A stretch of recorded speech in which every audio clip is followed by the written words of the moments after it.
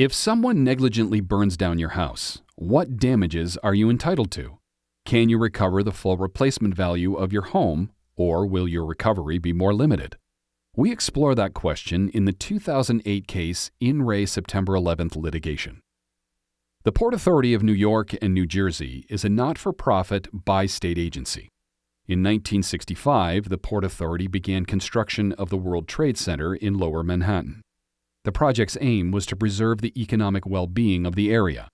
Although the World Trade Center initially struggled, it ultimately became a commercial success. In the late 1990s, the Port Authority sought to privatize the World Trade Center. In April of 2001, the Port Authority accepted the bid of real estate developer Larry Silverstein to purchase 99-year net leases on Towers 1, 2, 4, and 5. The leases were held by several of Silverstein's companies, which we'll collectively refer to as World Trade Center Properties, or WTCP.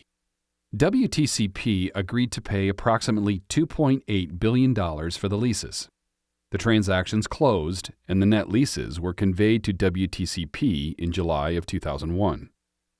On September 11, 2001, terrorists hijacked 2 planes and flew them into Towers 1 and 2. Both towers collapsed, destroying Towers 4 and 5 in the process. WTCP filed suit against various airline and aviation companies, which we'll refer to as the aviation defendants, alleging they were negligent in, among other things, allowing the hijackers to access the planes.